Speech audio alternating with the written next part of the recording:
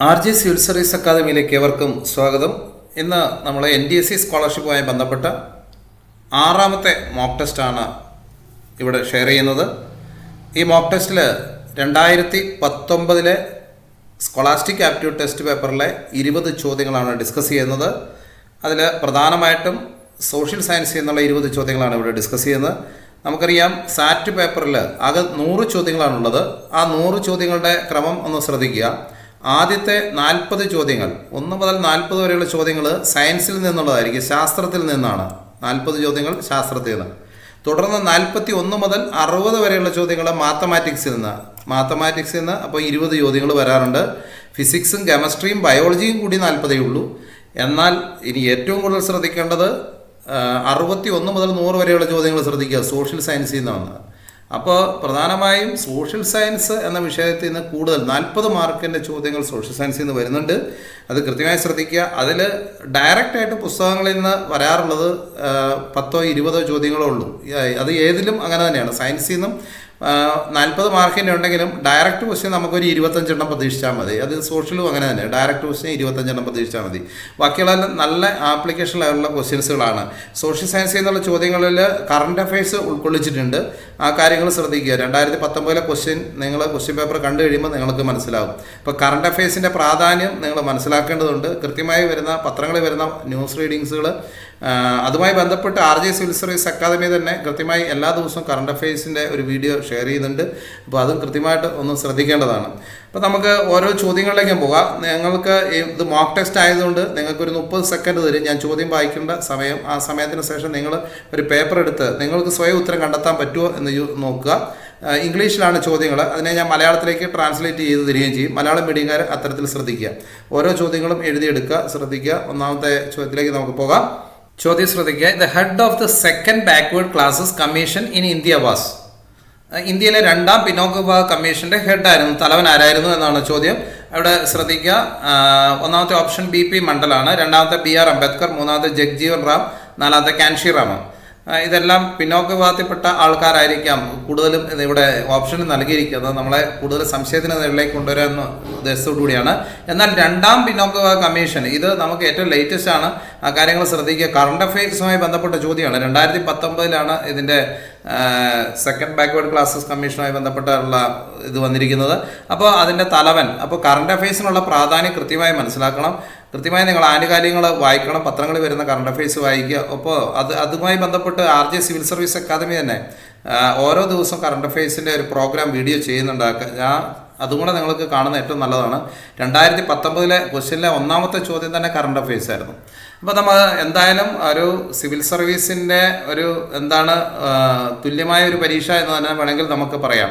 മറ്റൊരു പതിപ്പാണ് NDSC. അതുകൊണ്ട് തന്നെ ഇത്തരത്തിലുള്ള പത്രം വായനകൾ കൃത്യമായിട്ടുണ്ടായിരിക്കണം. നമുക്ക് ഇതിൻ്റെ ഉത്തരത്തിലേക്ക് പോകാം. നിങ്ങൾക്ക് ഉത്തരം കിട്ടിയിട്ടുണ്ട്. Head of the second backward classes commission in India, 2ാം പിന്നോക്ക വിഭാഗ കമ്മീഷൻ്റെ തലവൻ ആരായിരുന്നു എന്നുള്ളതാണ്. BP മണ്ഡലാണ് ഇതിൻ്റെ ഉത്തരം. BP മണ്ഡൽ കൃത്യമായി നോക്കുക. ആൻസർ 1 എന്നുള്ള ഓപ്ഷനാണ്. BP മണ്ഡലായിരുന്നു. അതിന് 2ാമത്തെ ചോദ്യത്തിലേക്ക് പോകാം. മറ്റ് ഓപ്ഷനുകളെ കുറിച്ച് ചർച്ച ചെയ്യുന്നില്ല. 2ാമത്തെ ഓപ്ഷൻ നോക്കാം. Right to property in India is a. ശ്രദ്ധിക്കുക. നിങ്ങളൊരു പേപ്പർ പേനയെടുത്ത് നിങ്ങൾ ഓരോന്നിൻ്റെയും ഉത്തരം എഴുതി നോക്കുക. 20 ചോദ്യങ്ങളാണല്ലോ ഇവിടെ ഡിസ്കസ് ചെയ്യുന്നത്. Right to property in India is a. Right to property എന്ന് പറഞ്ഞാൽ നമുക്കറിയാം പ്രോപ്പർട്ടി, സ്വത്തവകാശം. സ്വത്തവകാശം ഇന്ത്യയിൽ എന്തവകാശമാണ് എന്നുള്ളതാണ്. സ്വത്തവകാശം ഇന്ത്യയിൽ അത് ഫണ്ടമെൻ്റൽ റൈറ്റ് ആണോ, മൗലിക അവകാശമാണോ, മോറൽ റൈറ്റ് ആണോ, ധാർമ്മിക അവകാശമാണോ, പൊളിറ്റിക്കൽ റൈറ്റ് ആണോ, രാഷ്ട്രീയ അവകാശമാണോ, കോൺസ്റ്റിറ്റ്യൂഷണൽ റൈറ്റ് ആണോ, ഭരണഘടനാപരമായ അവകാശമാണോ? ഏതാണ്? ഇത് എപ്പോഴും ചോദിച്ചിട്ടുണ്ട്. 8ാം ക്ലാസ്സിലെ NMM സ്കോളർഷിപ്പിന് സ്ഥിരമായി ചോദിക്കുന്ന ഒരു ചോദ്യമാണ്. Right to property in India is fundamental right, moral right, political right, constitutional right. ഇത് 2019 ചോദ്യപേപ്പറാണ് ഡിസ്കസ് ചെയ്യുന്നത്. അപ്പോൾ നമുക്ക് നോക്കാം അതിൻ്റെ ഉത്തരം. നിങ്ങൾക്ക് ഉത്തരം കിട്ടിയിട്ടുണ്ടാവും. നോക്കാം. ആൻസർ 4 കോൺസ്റ്റിറ്റ്യൂഷണൽ റൈറ്റ് ആണ്. ഇത് വെറും ഭരണഘടനാപരമായ അവകാശമാണ്. ഭരണഘടനാപരമായ അവകാശം മാത്രമാക്കി തീർത്തിരിക്കുന്നു. നേരത്തെ ഇത് ഏതിൻ്റെ പട്ടികയിൽ വരുന്നതായിരുന്നു? റൈറ്റ് ടു പ്രോപ്പർട്ടി ആക്ട് എന്ന് പറയുന്നത് ഫണ്ടമെൻ്റൽ റൈറ്റിൽ വരുന്നതായിരുന്നു, മൗലിക അവകാശങ്ങളുടെ പട്ടികയിൽ വരുന്നതായിരുന്നു. പക്ഷേ അത് മൗലിക അവകാശങ്ങളുടെ പട്ടികയിൽ നിന്ന് മാറ്റി 7 മൗലികാവകാശം ഉണ്ടായിരുന്നത് ഇപ്പോൾ 6 ആയി തീർന്നു. അപ്പോൾ അതുകൊണ്ടാണ് ഈ ചോദ്യത്തിന് പ്രാധാന്യം വന്നത്. ഇത് കോൺസ്റ്റിറ്റ്യൂഷണൽ റൈറ്റ് ആയി തീർന്നു. അത് ശ്രദ്ധിക്കുക. ഭരണഘടനാപരമായ അവകാശങ്ങൾ. 3ാമത്തെ ചോദ്യത്തിലേക്ക് പോവാം.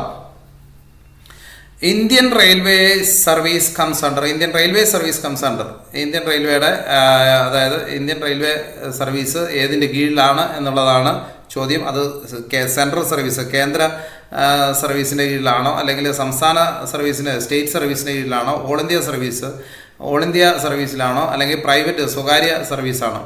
അത് സെൻട്രലാണോ, ഓൾ ഇന്ത്യ സർവീസാണോ, അല്ലെങ്കിൽ സ്റ്റേറ്റ് സർവീസാണോ, പ്രൈവറ്റ് സർവീസാണോ? ഇന്ത്യൻ റെയിൽവേ നമ്മൾ മൂന്നാമത്തെ ചാപ്റ്റർ പബ്ലിക് അഡ്മിനിസ്ട്രേഷനിൽ ഇന്ത്യൻ റെയിൽവേ ഏതിൻ്റെ കീഴിലാണ് എന്ന് പഠിക്കുന്നുണ്ട്. അപ്പോൾ അത് കൃത്യമായിട്ട് ആ ചാപ്റ്ററുമായി ബന്ധപ്പെട്ട് വന്നതാണ്. Indian railway service comes under central സർവീസിൻ്റെ കീഴിൽ വരുന്നതാണ് ഇന്ത്യൻ റെയിൽവേ എന്നുള്ളത്. സെൻട്രൽ സർവീസ് കേന്ദ്ര വിഭാഗത്തിൻ്റെ കീഴിലാണ് ഇത് വരുന്നത്. ശ്രദ്ധിക്കുക, സെൻട്രൽ സർവീസ്. ഇത് പബ്ലിക് അഡ്മിനിസ്ട്രേഷൻ എന്ന് പറഞ്ഞ മൂന്നാമത്തെ ചാപ്റ്ററുമായി ബന്ധപ്പെട്ട ചോദ്യമാണ്. അടുത്ത 4ാമത്തെ ചോദ്യം നോക്കുക. Who was a founder leader of socialist party of Chile? നോക്കുക, ഇതും ഒരു ജനറൽ നോളജ് ചോദ്യം എന്ന് തന്നെ പറയാം. നമ്മുടെ പുസ്തകവുമായിട്ട് ലാറ്റിൻ അമേരിക്കൻ റവല്യൂഷനുമായി ഒരു ബന്ധമുണ്ട് നമ്മുടെ പുസ്തകത്തിൽ ഫസ്റ്റ് ചാപ്റ്ററിൽ. പക്ഷേ ചിലിയുടെ സോഷ്യലിസ്റ്റ് പാർട്ടിയുടെ തലവൻ ആരാണെന്നുള്ള ഒരു ചോദ്യമൊന്നും ഇതുവരെ ഒരു പുസ്തകത്തിലും നൽകിയിട്ടില്ല. എങ്കിലും ഇവിടെ ചോദ്യങ്ങൾ ശ്രദ്ധിക്കുക. Who was a founder leader of socialist party of Chile? Pinochet, Allende, Michelle Bachelet, അതേപോലെ ആൻഡ്രസ് ഡൂഡ. അപ്പോൾ 4 ഓപ്ഷൻ നൽകിയിട്ടുണ്ട്. ഇതിലേതാണ് എന്നുള്ളത് ശ്രദ്ധിക്കുക. പിനോക്കറ്റാണ്, അലൻറ്റെ, സാൽവഡോർ അലൻറ്റെ എന്നുള്ളതാണ് അദ്ദേഹത്തിൻ്റെ ഫുൾ നെയിം. അതേപോലെ മൈക്കിൾ ബാച്ച്ലെറ്റ് ആണോ, അതേപോലെ ആൻഡ്രസ് ഡൂഡ ആണോ? അപ്പോൾ ഇതിലേതായിരിക്കാം? നിങ്ങൾക്ക് ഉത്തരം കിട്ടിയിട്ടുണ്ടാവും, അല്ലെങ്കിൽ നിങ്ങൾ കറക്കി കുത്തി എഴുതിയിട്ടുണ്ടാവും. ഇപ്പം സ്വാഭാവികമായിട്ടും ചിലിയുടെ സോഷ്യലിസ്റ്റ് പാർട്ടിയുടെ നേതാവ് ആരെന്നുള്ളതാണ് ചോദ്യം. നമുക്ക് ഉത്തരം നോക്കാം. നിങ്ങൾ എഴുതി ശരിയാണോ നോക്കുക. അലൻറ്റെ, സാൽവഡോർ അലൻറ്റെ എന്നുള്ളതാണ്. സാൽവഡോർ അലൻറ്റെ. ഇതിൽ അലൻറ്റെ എന്ന് മാത്രമേ എഴുതി കൊടുത്തിട്ടുള്ളൂ. ഇദ്ദേഹത്തിൻ്റെ പൂർണ്ണമായ പേര് സാൽവഡോർ എന്നും കൂടിയുണ്ട്. സാൽവഡോർ അലൻറ്റെ ചിലിയുടെ സോഷ്യലിസ്റ്റ് പാർട്ടിയുടെ നേതാവായിരുന്നു, ഫൗണ്ടറാണ്, സ്ഥാപകനാണ് സാൽവഡോർ അലൻറ്റെ. അടുത്ത 5ാമത്തെ ക്വസ്റ്റ്യനിലേക്ക് പോകാം. Name the first Lokpal of India. ഉണ്ടോ? വീണ്ടും പബ്ലിക് അഡ്മിനിസ്ട്രേഷനുമായി ബന്ധപ്പെട്ട ഒരു ചോദ്യം തന്നെയാണ് വന്നിരിക്കുന്നത്. ആദ്യത്തെ ലോക്പാലിൻ്റെ ചെയർപേഴ്സൺ ആരായിരുന്നു എന്നുള്ള ചോദ്യമാണ്. പക്ഷേ question name the first Lokpal of India. എന്താണ് ലോക്പാൽ? ഇന്ത്യയിലെ എന്താണ് ഭരണ നവീകരണ രംഗത്ത് കൊണ്ടുവന്ന ഒരു പുതിയ സംവിധാനമാണ്. അഴിമതിയെ തടയുക എന്ന ലക്ഷ്യത്തോടുകൂടി ലോക്പാലും ലോകായുക്തയും സെൻട്രൽ വിജിലൻസ് കമ്മീഷനിലും ഇതെല്ലാം ഓംബുഡ്സ്മാനൊക്കെ കൊണ്ടുവന്നു, നമുക്കറിയാവുന്നതാണ്. പക്ഷേ അതിൽ ആദ്യത്തെ ലോക്പാൽ, ഇന്ത്യയിലെ ആദ്യത്തെ ലോക്പാൽ ആരാണെന്നുള്ളതാണ് ചോദ്യം. ലോക്പാലിൻ്റെ ചെയർപേഴ്സൺ തന്നെയാണ് ചോദിക്കുന്നത്. ഇവിടെ 4 ഓപ്ഷൻ ഉണ്ട്. രാജീവ് മിശ്ര ഉണ്ട്, വിനോദ് റായ് ഉണ്ട്, പിനാകൈ ചന്ദ്ര ഘോഷ് ഉണ്ട്, സുനിൽ അറോറയുണ്ട്. ഈ 4 ഓപ്ഷനിൽ ഏതാണ് നിങ്ങൾക്ക് ഇപ്പോൾ കിട്ടിയിട്ടുണ്ടാവും? നമുക്കറിയാം, നോക്കാം. പിനാകി ചന്ദ്രഘോഷാണ്. പിനാകി ചന്ദ്രഘോഷാണ് name the first Lokpal of India. ആദ്യത്തെ ലോക്പാൽ എന്ന് പറയുന്നത് പിനാകി ചന്ദ്രഘോഷാണ്. അടുത്ത ചോദ്യത്തിലേക്ക് പോകാം. 6ാമത്തെ ക്വസ്റ്റ്യൻ ശ്രദ്ധിക്കുക. The non permanent members of security council of UNO are elected for. നമ്മൾ UNO കുറിച്ച് നമ്മുടെ പുസ്തകത്തിൽ ജസ്റ്റ് സൂചിപ്പിച്ചു പോകുന്നുണ്ട്. സെക്കൻഡ് വേൾഡ് വാറുമായി ബന്ധപ്പെട്ട് തന്നെയാണ് യുണൈറ്റഡ് നേഷൻസ് ഓർഗനൈസേഷൻ, ഐക്യരാഷ്ട്ര സംഘടനയെക്കുറിച്ച് പ്രതിപാദിക്കുന്നത്. 2ാം ലോകത്തിന് ശേഷം രൂപം കൊണ്ട സംഘടനയാണ് ഐക്യരാഷ്ട്ര സംഘടന. ഈ ഐക്യരാഷ്ട്ര സംഘടനയെ വളരെ വിശദമായിട്ട് ചില താഴ്ന്ന ക്ലാസ്സുകളിൽ ഇപ്പോൾ നമ്മൾ പഠിക്കുന്നുണ്ട്. ഐക്യരാഷ്ട്രസഭയുടെ രക്ഷാസമിതി, സെക്യൂരിറ്റി കൗൺസിൽ എന്ന് പറഞ്ഞാൽ രക്ഷാസമിതിയിലേക്ക് സ്ഥിരാംഗങ്ങളല്ലാത്തവരുടെ എത്ര വർഷത്തേക്കാണ് സ്ഥിരാംഗങ്ങളല്ലാത്തവരെ തിരഞ്ഞെടുക്കുന്നത്? സ്ഥിരാംഗങ്ങളുണ്ട് 5 പേരുണ്ട്. എന്നാൽ സ്ഥിരാംഗങ്ങളല്ലാത്തവരെ എത്ര വർഷത്തെ? സ്ഥിരാംഗങ്ങളെ ഒരിക്കലും മാറ്റുന്നില്ല, അവർ സ്ഥിരാംഗങ്ങളാണ്. എന്നാൽ സ്ഥിരാംഗങ്ങളല്ലാത്തവരെ എത്ര വർഷത്തേക്കാണ് തിരഞ്ഞെടുക്കുന്നത്? 3 years ആണോ, 4 years ആണോ, 5 years ആണോ, 2 years ആണോ? സ്ഥിരാംഗങ്ങളല്ലാത്തവരെ UNO തിരഞ്ഞെടുക്കുന്നത് എത്ര വർഷത്തേക്കാണ്? നമുക്ക് നിങ്ങൾക്ക് ഉത്തരം കിട്ടിയിട്ടുണ്ടാവും, നോക്കാം. ആൻസർ 2 years ആണ്. 2 വർഷത്തേക്കാണ് സ്ഥിരാംഗങ്ങളല്ലാത്തവരെ തിരഞ്ഞെടുക്കുന്നത്. അസ്ഥിരാംഗങ്ങൾ എന്ന് പറയാം. സ്ഥിരാംഗങ്ങളല്ലാത്തവർ 2 വർഷത്തേക്കാണ്. ഇന്ത്യ സ്ഥിരാംഗത്തിന് വേണ്ടി അപേക്ഷിക്കുന്ന ഗണത്തിൽപ്പെടുന്നതാണ്. കാര്യങ്ങൾ ശ്രദ്ധിക്കുക. അടുത്ത ചോദ്യത്തിലേക്ക് പോകുന്നു. ഇത് first administrative reforms commission of India was chaired by. ഇന്ത്യയിലെ ആദ്യത്തെ ഭരണപരിഷ്കാര കമ്മീഷൻ്റെ അധ്യക്ഷൻ ആരായിരുന്നു എന്നുള്ളതാണ്. ഇന്ത്യയിലെ ആദ്യത്തെ ഭരണപരിഷ്കാര കമ്മീഷൻ്റെ അധ്യക്ഷൻ ആരായിരുന്നു എന്നുള്ളതാണ്. ഇവിടെ നോക്കുക. 1 സർദാർ പട്ടേൽ, കെ ഹനുമന്തായി, അതേപോലെ വീരപ്പ മൊയ്ലി. 4ാമത്തെ ഓപ്ഷൻ വി രാമേന്ദ്രൻ. 4 ഓപ്ഷൻ ഉണ്ട്. സർദാർ പട്ടേൽ ഉണ്ട്, കെ ഹനുമന്തായി ഉണ്ട്, വീരപ്പ മൊയ്ലി ഉണ്ട്, വി രാമേന്ദ്രൻ ഉണ്ട്. ആരായിരുന്നു ഫസ്റ്റ് അഡ്മിനിസ്ട്രേറ്റീവ് റിഫോംസ്, ഇന്ത്യയിലെ ആദ്യത്തെ ഭരണപരിഷ്കാര കമ്മീഷൻ്റെ അധ്യക്ഷൻ ആരായിരുന്നു എന്നുള്ളതാണ് ചോദ്യം.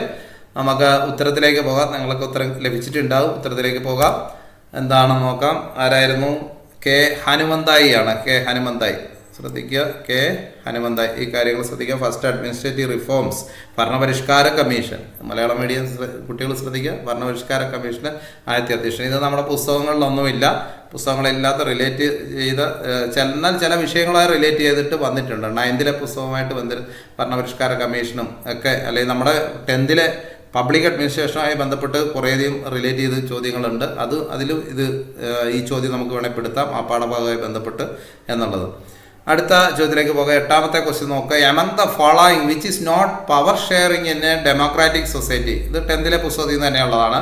പക്ഷേ ഈ ഒരു ആശയം മാത്രമേ ഉള്ളൂ, ഇതിനകത്ത് നമ്മുടെ പുസ്തകത്തിൽ ഇതൊന്നും പറയുന്നില്ല. Among the following which is not power sharing in a democratic society, അതായത് ഒരു ജനാധിപത്യ സമൂഹത്തിൽ അധികാര പങ്കിടലിൽ പെടാത്തത്, ജനാധിപത്യ സമൂഹത്തിൻ്റെ സ്വഭാവത്തിൽ പെടാത്തത് ഏത് എന്നുള്ളത് തന്നെയാണ് ചോദ്യം. അധികാരം പങ്കിടലിൽ പെടാത്തത് ഏതെന്നുള്ളതാണ്. ജനാധിപത്യ സമൂഹത്തിൽ എന്തായിരിക്കണം വേണ്ടത്? ഒന്ന്, നമുക്ക് 4 ഓപ്ഷൻ തന്നിട്ടുണ്ട്. അതിൽ പെടാത്ത accommodation of various groups interest, അതായത് വിവിധ വിഭാഗം ഗ്രൂപ്പുകളുടെ താല്പര്യങ്ങൾ നമ്മൾ എന്ത് ചെയ്യണം, സംരക്ഷിക്കണം എന്നുള്ള രീതിയിൽ, അല്ലെങ്കിൽ അവരുടെ കേൾക്കണം, എല്ലാവരുടെയും താല്പര്യങ്ങൾ കേൾക്കാൻ കഴിയുന്നവരായിരിക്കണം ഒരു ഡെമോക്രാറ്റിക് സൊസൈറ്റിയിൽ. ശരിയല്ലേ? ഇത് കൃത്യമായിട്ട് നമുക്ക് നമ്മുടെ ഡെമോക്രസി എന്ന് പറഞ്ഞ 9th ചാപ്റ്ററിലാണെന്ന് തോന്നുന്നു, ഹിസ്റ്ററിയുടെ. അതിൽ കൃത്യമായി പറയുന്നുണ്ട്. സെക്കൻഡ് നമുക്ക് പബ്ലിക് പാർട്ടിസിപ്പേഷൻ ഇൻ ഗവേണൻസ്, അതായത് പൊതു പങ്കാളിത്തം, ഭരണത്തിലുള്ള പൊതു പങ്കാളിത്തം, അത് ഡെമോക്രാറ്റിക് സിസ്റ്റത്തിൽ അംഗീകരിക്കപ്പെടുന്നതാണോ അല്ലയോ. മൂന്നാമത്തെ നോക്കുക, empowerment of the backward sections of society, സമൂഹത്തിൽ പിന്നോക്കം നിൽക്കുന്നവരുടെ പുനരുദ്ധാരണം, അവരെ മുന്നോട്ട് കൊണ്ടുവരിക. അതെ. ഇനി നോക്കുക, patronage to the power of majority, ഭൂരിപക്ഷത്തിൻ്റെ അധികാരത്തെ സംരക്ഷിക്കുക. അപ്പോൾ ഇതിലേതായിരിക്കണം? Patronage to the power of majority, ഭൂരിപക്ഷത്തിൻ്റെ അധികാരത്തെ സംരക്ഷിക്കുകയാണ്. ജനാധിപത്യ സമൂഹത്തിന് എന്ന് പറഞ്ഞാൽ അതിൻ്റെ അധികാരപരിധി പെടാത്ത കാര്യങ്ങളാണ് ഇവിടെ ചോദിക്കുന്നത്. Empowerment of the backward sections of the society, പിന്നോക്കക്കാരുടെ പുനരുദ്ധാരണം. പബ്ലിക് പാർട്ടിസിപ്പേഷൻ ഇൻ ഗവേണൻസ്, ഭരണത്തിലുള്ള പൊതു പങ്കാളിത്തമാണ്, ഭരണത്തിലുള്ള പൊതു പങ്കാളിത്തം. Accommodation of various groups interest, എല്ലാവരുടെയും താല്പര്യങ്ങൾ ഒക്കെ നമ്മൾ കേൾക്കുക, സ്വീകരിക്കുക എന്നുള്ളത്. അപ്പോൾ ഇതിലേതായിരിക്കും? നമുക്ക് നോക്കാം. ഇതിൻ്റെ ഉത്തരത്തിലേക്ക് നോക്കാം. നിങ്ങൾ കണ്ടെത്തിയിട്ടുണ്ടാവും. ഏതാണ്? Patronage to the power of majority, ഭൂരിപക്ഷത്തിൻ്റെ താല്പര്യത്തിന് മാത്രം, അല്ലെങ്കിൽ ഭൂരിപക്ഷത്തിൻ്റെ അധികാരത്തിൻ്റെ സംരക്ഷണമാണോ ജനാധിപത്യ സമൂഹത്തിൽ വേണ്ടത്? അല്ല, എല്ലാവരുടെയുമാണ്. അപ്പോൾ ഇതാണ് അതിനകത്ത് തെറ്റായ രീതിയിലുള്ള ആൻസർ എന്ന് പറയുന്നത് ഇതാണ്. അടുത്ത ചോദ്യത്തിലേക്ക് പോകാം. 9ാമത്തെ ചോദ്യം. Choose the false pair from the following statements about globalisation. ഗ്ലോബലൈസേഷനുമായി ബന്ധപ്പെട്ടാണ് ഇത്. നമ്മുടെ 2nd ചാപ്റ്ററിലെ ഹിസ്റ്ററിയുടെ 2nd ചാപ്റ്ററിൽ തന്നെ വരുന്നതാണ്. ഗ്ലോബലൈസേഷനുമായി ബന്ധപ്പെട്ട് ഇവിടെ തെറ്റായ ജോഡികൾ ഏതൊക്കെ എന്നുള്ളതാണ്. False pair from the following statements about globalisation. Globalisation benefited the small scale producers largely. അപ്പോൾ ആഗോളവൽക്കരണവുമായി ബന്ധപ്പെട്ട് തെറ്റായ പ്രസ്താവന ഏതാണ്? ഇവിടെ ഒന്നാമത് പറയുന്നത് ഗ്ലോബലൈസേഷൻ, ആഗോളവൽക്കരണം എന്ന് പറയുന്നത് benefited the small scale producers, ചെറുകിട നിർമ്മാതാക്കൾക്ക് വലിയ തോതിൽ സംഭാവനകൾ നൽകുന്ന, അല്ലെങ്കിൽ വലിയ തോതിൽ നേട്ടം ഉണ്ടാക്കുന്ന ഒന്നാണ് ആഗോളവൽക്കരണം. ചെറുകിട പ്രൊഡ്യൂസേഴ്സ്, നിർമ്മാതാക്കൾക്ക് വലിയ തോതിൽ നേട്ടം ഉണ്ടാക്കുന്ന ഒന്നാണെന്ന് പറഞ്ഞത്. രണ്ടാമത് നോക്കുക, ഇൻക്രീസ്ഡ് മാർക്കറ്റ് കോമ്പറ്റീഷൻ, അതെ, കമ്പോള മത്സരം ഉണ്ടാകുന്നു ഈ ആഗോളവൽക്കരണം വന്നതോടുകൂടി. മൂന്നാമത്തെ പറയുന്നത് increased the quality of products, അതായത് ഉൽപ്പന്നങ്ങളുടെ ക്വാളിറ്റി വർദ്ധിക്കുന്നു, ഗുണനിലവാരം വർദ്ധിക്കുന്നു ആഗോളവൽക്കരണം വന്നതോടുകൂടി. നാലാമത് പറയുന്നത് സ്ട്രെങ്തൻ ജോബ് സെക്യൂരിറ്റി, അതായത് ജോലികളിൽ സുരക്ഷിതത്വം ഉണ്ടാകുന്നു എന്ന് പറയുന്നു. അപ്പോൾ ഇതിൽ ഏതൊക്കെയായിരിക്കും തെറ്റായിട്ടുള്ളത്? നമുക്കറിയാം. ഇപ്പം ഞാൻ അതിൻ്റെ മലയാളം വിശദീകരണം പറഞ്ഞപ്പോൾ തന്നെ നിങ്ങൾക്ക് മനസ്സിലായിട്ടുണ്ടാകും. തെറ്റായിട്ടുള്ള ഗ്ലോബലൈസേഷൻ, ആഗോളവൽക്കരണം തെറ്റായിട്ടുള്ള ഇവിടെ ഓപ്ഷൻ 1 എന്നുള്ളത് A and B ആണ് പറയുന്നത് തെറ്റായിട്ടുള്ളത്. ഓപ്ഷൻ 2 B and C ആണ് തെറ്റായിട്ടുള്ളത് പറയുന്നത്. ഓപ്ഷൻ 3 C and D ആണ്. ഓപ്ഷൻ 4 A and D ആണ് തെറ്റായിട്ടുള്ളതെന്ന് പറയുന്നത്. ഏതായിരിക്കാം? നിങ്ങൾ ഉത്തരം എഴുതിയിട്ടുണ്ടാകും. നമുക്ക് ഉത്തരത്തിലേക്ക് പോകാം. ഏതാണ് ഉത്തരം? Option A and D. എന്താണ്? ശ്രദ്ധിക്കുക, globalisation benefit the small scale producers largely.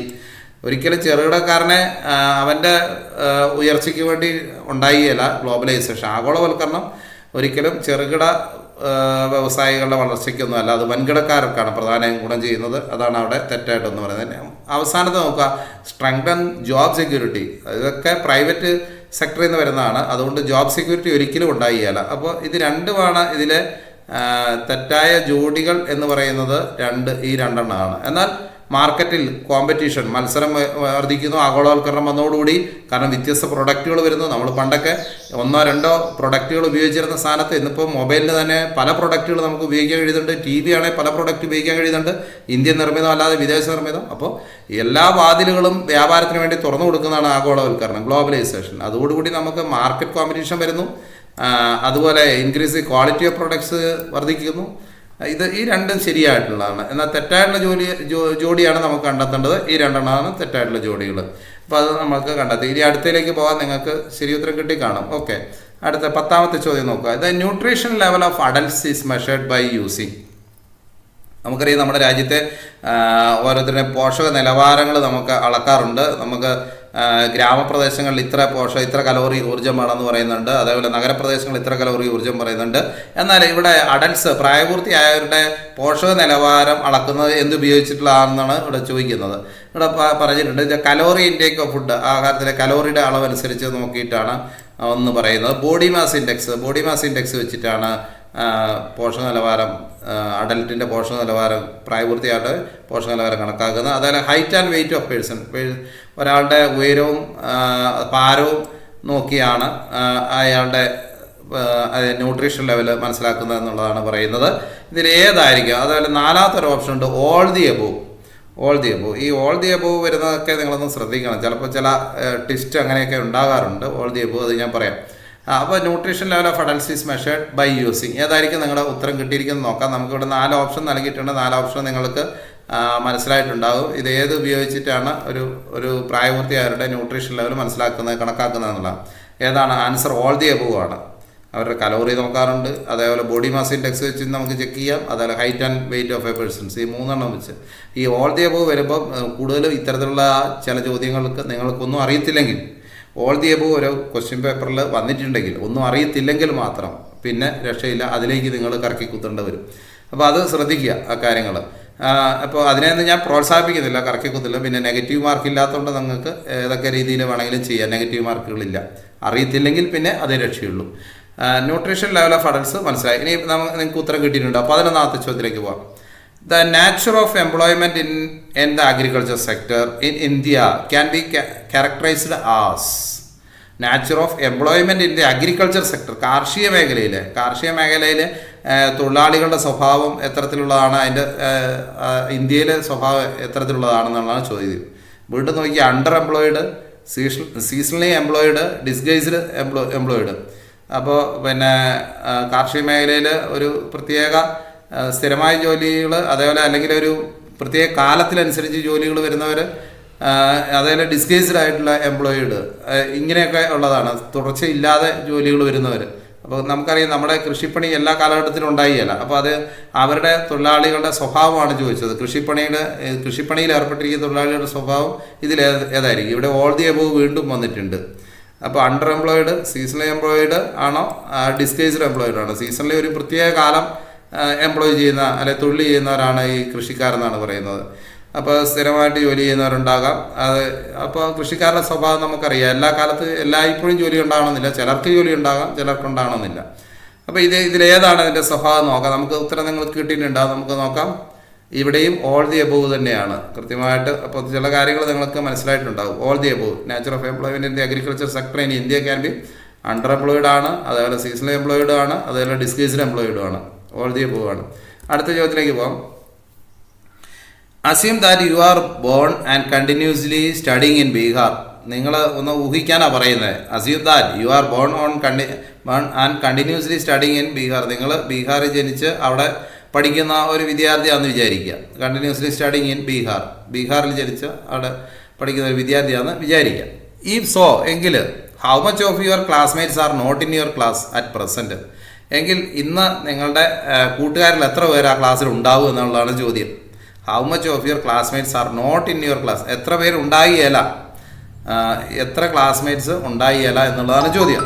അപ്പോൾ അതിൻ്റെ അത്തരത്തിലുള്ള ചോദ്യങ്ങൾ വന്നു കഴിയുമ്പോൾ ശ്രദ്ധിക്കുക. Assume that you are born and continuously studying in Bihar. നിങ്ങളിപ്പോൾ ബീഹാറിൽ ജനിച്ച അവിടെ പഠിക്കുന്ന ഒരു കുട്ടിയാണെന്ന് വിചാരിക്കുക. എങ്കിൽ ഇന്ന് നിങ്ങളുടെ സുഹൃത്തുക്കളുടെ എത്ര പേര് ആ ക്ലാസ്സിലുണ്ടാകും എന്നുള്ളതാണ് ചോദ്യം. എത്ര പേർ ഉണ്ടായിരിക്കില്ല, sorry, if so how much of your classmates are not in your class, എത്ര പേര് ഇന്ന് നിങ്ങളുടെ ക്ലാസ്സുകളിൽ ഉണ്ടായിരിക്കുകയില്ല എന്നുള്ളതാണ് ചോദ്യം വരുന്നത്. അപ്പോൾ അത് എത്ര പേരായിരിക്കും? ഇത്തരത്തിലുള്ള ചോദ്യം വന്നു കഴിഞ്ഞാൽ ഇത് നിങ്ങളുടെ നേരിട്ടുള്ള ഒരു ഡയറക്റ്റായിട്ടുള്ള ക്വസ്റ്റ്യൻ. ഇവർക്ക് ബീഹാറിലെ ലിറ്ററസി റേറ്റ് എത്രയാണെന്ന് ചോദിച്ചാൽ മതിയായിരുന്നു. പക്ഷേ ആ ചോദ്യം പോയേക്ക് നോക്കി, നിങ്ങൾ ബീഹാറിൽ പഠിക്കുവാണെങ്കിൽ ഇന്ന് നിങ്ങളുടെ സുഹൃത്തുക്കളിൽ എത്ര പേർ നിങ്ങളുടെ ക്ലാസ്സിലുണ്ടായിരിക്കുകയില്ല എന്നുള്ളതാണ്. അപ്പോൾ അവിടെ ബീഹാറിലെപ്പോഴും കൊഴിഞ്ഞുപോക്കാണ്. സ്കൂളുകളിൽ 10ാം ക്ലാസ്സിൽ എത്തുന്നതിന് മുമ്പ് തന്നെ ധാരാളം പേര് പഠിത്തം നിർത്തിപ്പോവും. അങ്ങനെയുള്ളത് എത്ര പേരുണ്ട് എന്ന് പറഞ്ഞാൽ അവിടുത്തെ ലിറ്ററസി റേറ്റാണ് യഥാർത്ഥത്തിൽ വേണ്ടത്. അപ്പോൾ എത്ര പേര് കൊഴിഞ്ഞു പോകും? 1/3 ആണോ, 2/3 ആണോ, 1/5 ആണോ, 1/2 ആണോ എന്നുള്ളതാണ് ചോദ്യം. നിങ്ങൾക്ക് ഉത്തരം കിട്ടിയിട്ടുണ്ടാവും. നോക്കാം. ബീഹാറിലെ ലിറ്ററസി റേറ്റ് നിങ്ങൾക്കറിയാം ഏകദേശം 66%. അപ്പോൾ ഏതാണ്ട് നമ്മുടെ കേരളത്തിൻ്റെ 100. അപ്പോൾ 66 100 തമ്മിലുള്ള താരതമ്യം എന്താണ്? 66% പേരെ ക്ലാസ്സിലുണ്ടാവുള്ളൂ. കേരളത്തിൽ 100% ഉണ്ടാകും, ബീഹാറിൽ 66% എന്ന് പറഞ്ഞാൽ നമുക്ക് 66 33 33 33 1/3 എന്ന് തന്നെ പറയാം. 1/3 കൊഴിഞ്ഞു പോവും. അതേപോലെ 2/3 ക്ലാസ്സിലുണ്ടാവും.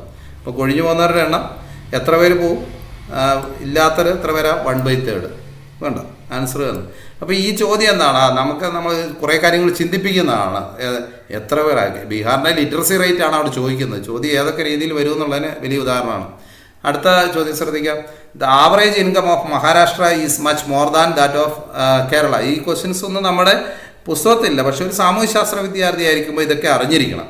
നമുക്കറിയാം നമ്മൾ കേരളം എന്ന് പറയുന്നത് മഹാരാഷ്ട്ര വെച്ച് നോക്കുമ്പോൾ മഹാരാഷ്ട്രയുടെ അത്രയും വരുമാനമില്ല. ശരാശരി വരുമാനത്തിൽ കേരളം മഹാരാഷ്ട്രയേക്കാൾ പിന്നിലാണ്, അല്ലെങ്കിൽ മഹാരാഷ്ട്രയാണ് മുന്നിൽ ശരാശരി വരുമാനം. പക്ഷേ Kerala social indices are much above than Maharashtra.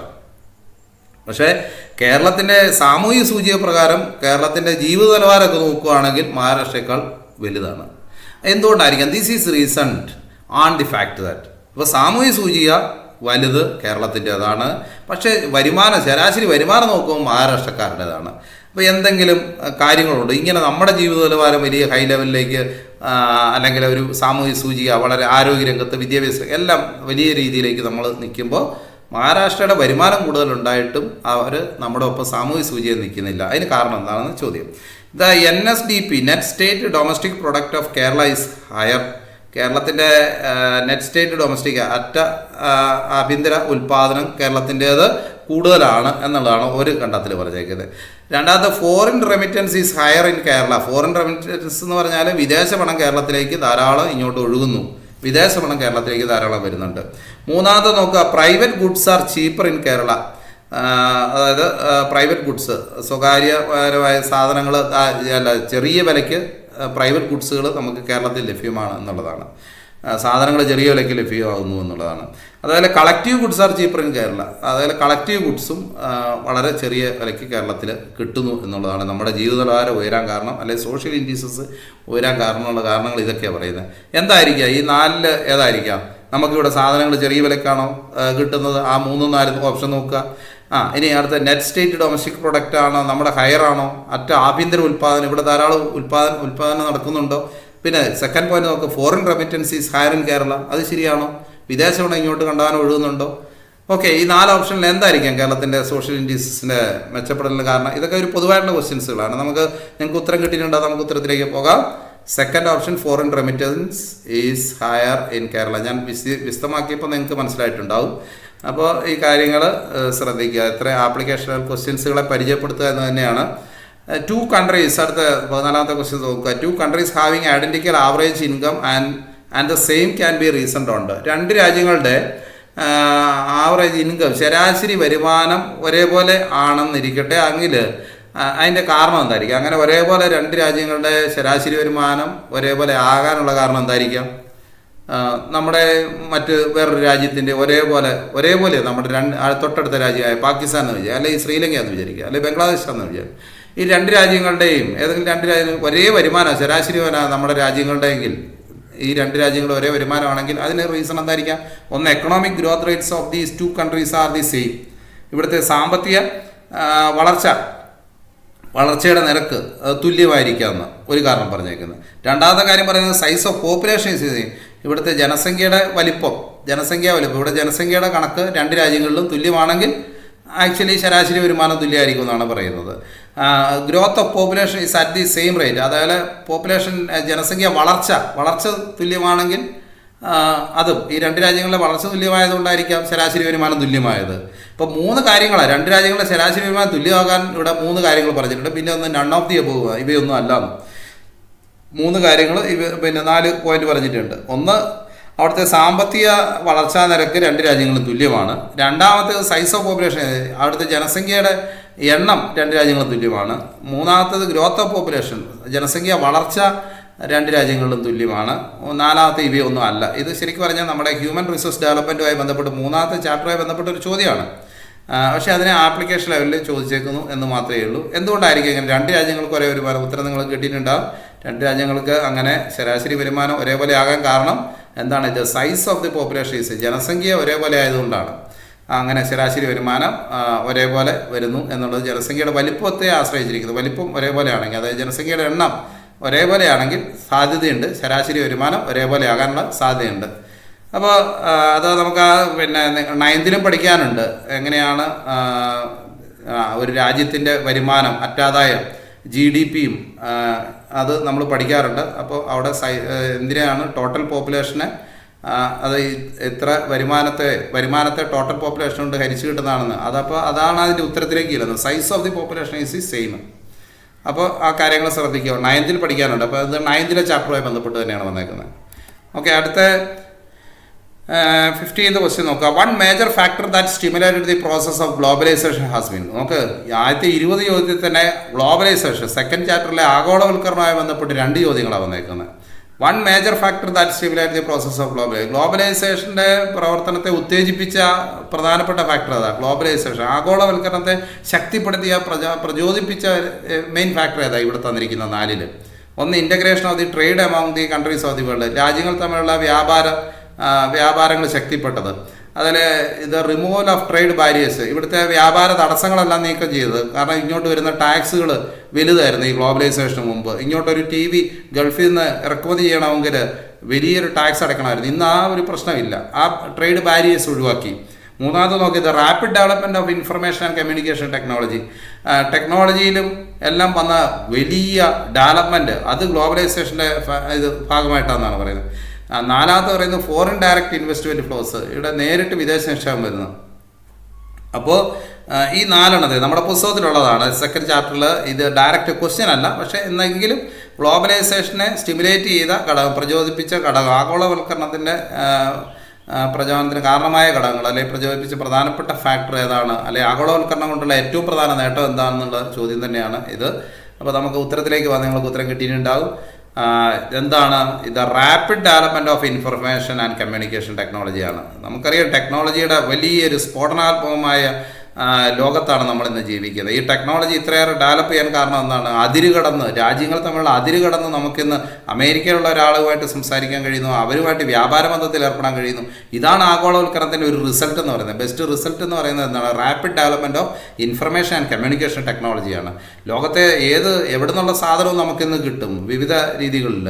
അപ്പോൾ ആ ഒരു മാറ്റം എന്നുള്ളത് ഏത് മൊബൈലോ ഏത് TVയോ ഏത് പ്രൊഡക്റ്റുകളിൽ നിന്ന് നമുക്ക് ഉപയോഗിക്കാൻ കഴിയുന്നു, അത് ഗ്ലോബലൈസേഷൻ്റെ റിസൾട്ടാണ്. ഓക്കെ, അടുത്ത 16ാമത്തെ ക്വസ്റ്റ്യനിലേക്ക് പോകാം. ഡെപ്റ്റ് trap is a case in which, ഇത് നിങ്ങൾ കേട്ടിട്ടുണ്ടായില്ല, കടക്കണി എന്ന് പറയും. കടക്കണി, ഡെപ്റ്റ് ട്രാപ്പ്, കടക്കണി. ഈ കടക്കണി വരണമെങ്കിൽ നമ്മളൊരു കടത്തിലേക്ക് പോകണമെങ്കിൽ എന്തായിരിക്കാം? നമ്മുടെ വരുമാനവും ചിലവും തമ്മിലുള്ള പ്രശ്നമാണല്ലോ. അപ്പോൾ ഇവിടെ നോക്കുക, the amount of repayment is more than the income. അപ്പോൾ കടക്കണി ഉണ്ടാകാനുള്ള കാരണം 4 ഇവിടെ എഴുതിയിട്ടുണ്ട്. അതിലേതാണെന്ന് ഉത്തരം കണ്ടെത്തേണ്ടത്. ഇത് amount of repayment is more than the income, നമ്മുടെ വരുമാനത്തേക്കാൾ കൂടുതൽ നമ്മൾ തിരിച്ചടയ്ക്കുന്നു.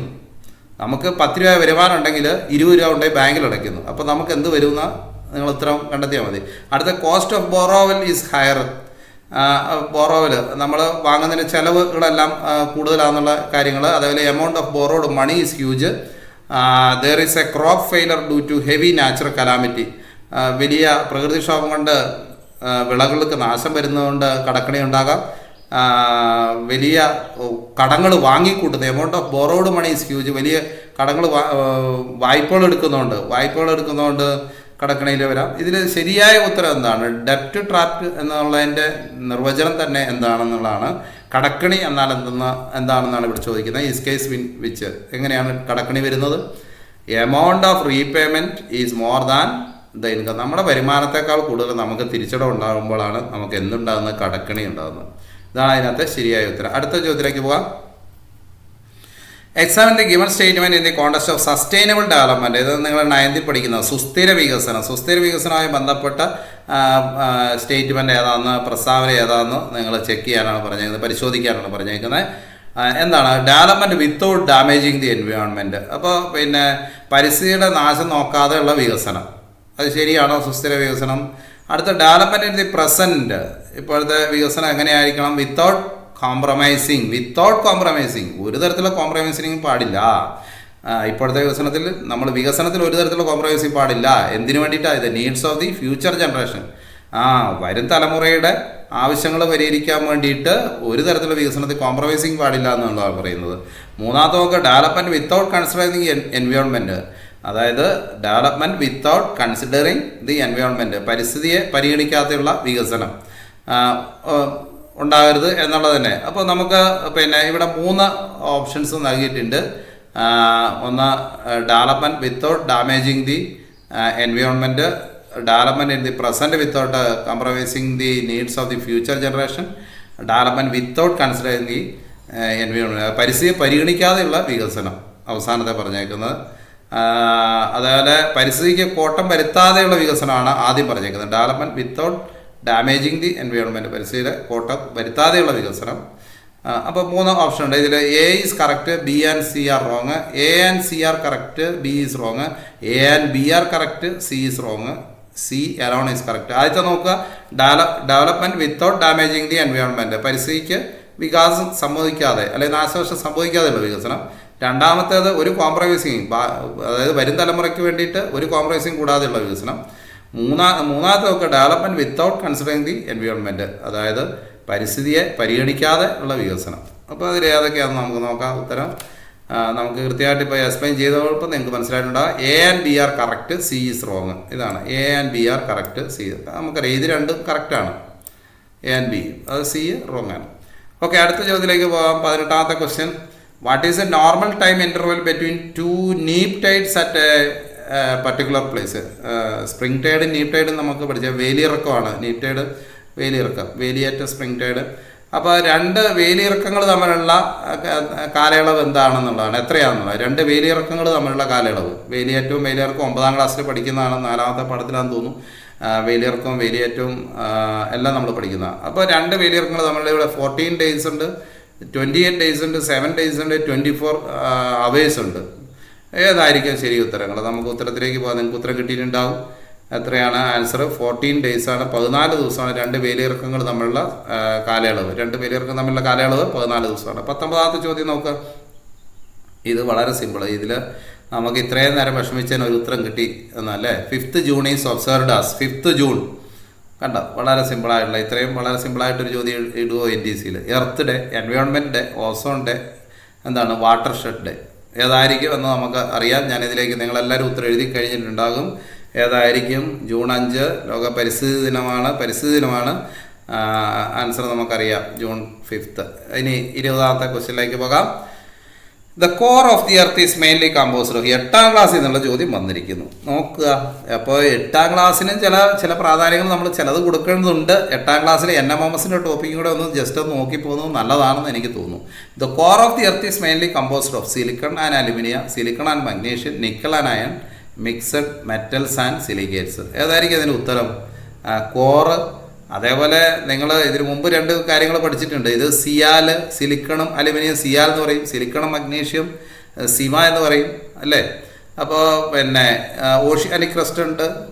അപ്പോൾ അത് നമ്മൾ പഠിച്ചിട്ടുള്ളതാണ്, 8th നമ്മൾ പഠിച്ചിട്ടുള്ളതാണ്. കോണ്ടിനെൻ്റൽ ക്രസ്റ്റും ഓഷ്യാനിക് ക്രസ്റ്റും അതേപോലെ തന്നെ കോറും. ഈ 3 എണ്ണത്തിൻ്റെയും ഘടകങ്ങൾ എന്താണെന്നുള്ളതാണ്. ഉത്തരം നിങ്ങൾ കിട്ടിയിട്ടുണ്ടാവും. 8ലെ ഓർക്കുന്നുണ്ടെങ്കിൽ നിങ്ങൾക്ക് ഉത്തരം കിട്ടിയിട്ടുണ്ടാവും.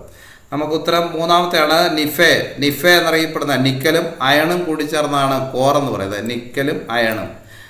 കോണ്ടിനെൻ്റൽ ക്രസ്റ്റ് ആണ് സിലിക്കണും അലുമിനിയവും, സിയാൽ. ആൻഡ് സിമ എന്ന് പറയുന്നത് ഓഷ്യാനിക് ക്രസ്റ്റ് ആണ്, സിലിക്കണും മഗ്നീഷ്യം. അപ്പോൾ നിഫെ ആണ് കോർ. ശ്രദ്ധിക്കുക, ആൻസർ 3ാമത്തെയാണ് Nife, core, nickel and iron. അടുത്ത ഇത് തുടർന്ന് 20 ക്വസ്റ്റ്യനും കൂടി ഉണ്ട് 2019. അത് ഇതിന് ശേഷം അടുത്ത വീഡിയോയിലൂടെ നമുക്ക് കാണാം. തുടർന്നുള്ള വീഡിയോകൾ NDSC സ്കോളർഷിപ്പുമായി ബന്ധപ്പെട്ട വിവിധ വീഡിയോകൾ നിങ്ങൾക്ക് ലഭിക്കുന്നതിന് വേണ്ടി ചാനൽ സബ്സ്ക്രൈബ് ചെയ്യുക. ഒപ്പം താഴെയുള്ള ബെല്ലൈക്കൺ എനേബിൾ ചെയ്യുക. Okay, thank you.